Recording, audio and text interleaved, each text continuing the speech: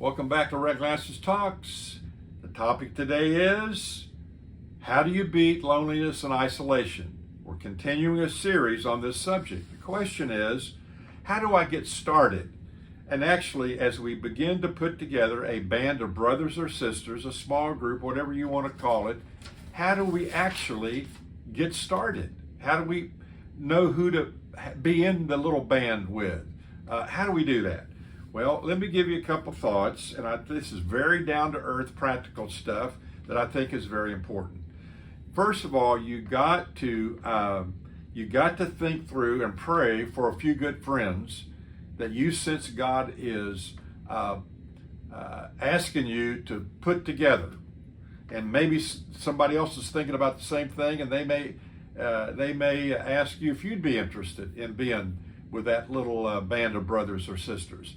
But pray for a few good friends that really want to grow, develop in the context of that small little group of 3 or 4. Number 2, take the initiative, and once you have the group together, then maybe just meet for like 8 weeks and make a determination what you're going to do during those 8 weeks. And I'm going to give you an idea for a schedule for that in a moment. But at the end of 8 weeks, evaluate and see if everybody's in. And so I know one group that met for like 20 some years, but every 8 weeks they stopped for a few minutes. Everybody on board? We doing okay? Etc. So you need to evaluate briefly to see if you're going to keep on, or some people may want to opt out. So you just kind of have to go through that process. Now, I want to give you a schedule. See, you got to have a schedule. To me, instead of just hanging out together, there's nothing wrong with that kind of meeting. And not just hanging out and having coffee or having lunch. I do all that. But this is different. This is to accomplish a purpose, to go deeper in your life and faith with the Lord together with a few others. So I'm going to suggest a schedule that I've used over the years for a band of brothers or sisters as you meet on a consistent basis, hopefully weekly. Number 1, when you get together, share the scripture. And by that I mean maybe you've assigned a passage to read the week before and say, coming back and tell what you learned as you went through it and read it and thought about it, etc. Or you might be going through a book of the Bible and you are designating for the next week the next 10 verses in a passage or in a chapter. But come together, share what you're learning with each other through the book and what you're trying to live out. Number 2, share not only the scripture, but number 2, share your schedule. In other words, what will you be doing in the next week or 2 weeks? And hopefully you will be reflecting back on his major priorities and trying to live those priorities out. You say, what priorities? Well, we got a book right here that talks about the 4 priorities that Jesus lays out in Matthew 22, 37 to 39. Love the Lord your God with all your heart, mind, soul, and strength. The second commandment's like the first, that you love your neighbors, you love yourself. 4 commitments: your commitment to Christ, your commitment to loving yourself and taking care of yourself. Number 3, your commitment to other relationships with believers in your family, your marriage, your children, your grandchildren, etc., and other friends that follow Christ. And 4, what kind of difference are you going to make in the world in which you live with people that don't know Christ? So look through that filter of the 4, or if you come up with another system, then go at it. Share your schedules. By the way, as you're going through sharing the scripture, the schedules, and the other things I'm going to mention here, everybody should be taking notes on each other. And I'll tell you why in a moment. Number 3, share your relationships. With whom will you be spending time in the next week or 2 weeks? Hopefully, if you're a man, you're going to have a date night. You got time lined up, if your kids still are home, to do something special with them.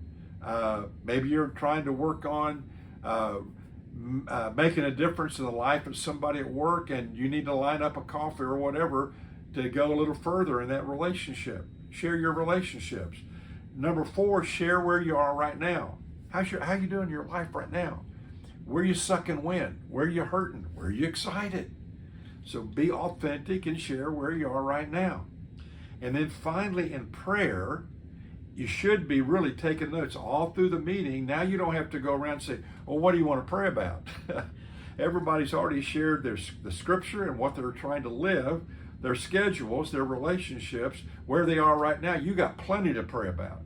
And then make a note of that and spend some time in praying through the different elements of your meeting together for each other. Pray for each other. And that will build you together in a way that I think will absolutely, over a period of time, have a great impact on the life of all the people in that little band.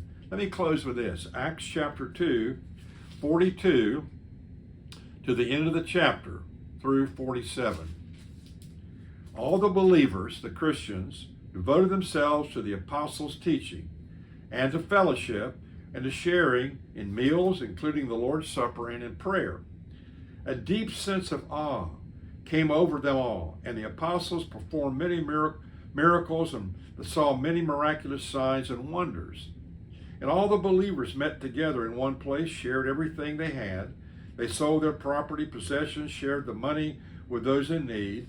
They also worshiped together at the temple or church each day, and met at homes for the Lord's Supper and shared their meals with great joy and generosity, all the while praising God and enjoying the goodwill of all the people, even the people in the community that didn't know Jesus. And each day, the Lord added to their fellowship those who were being saved.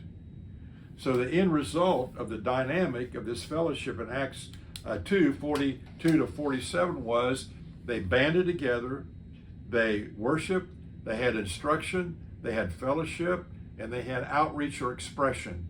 And as a result of that dynamic in those little groups, people were coming to Christ, but the people in the little bands, 4s and the 5s or whatever, they were growing like crazy.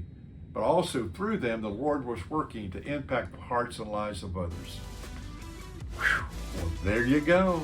I hope you'll live this stuff out. It's good.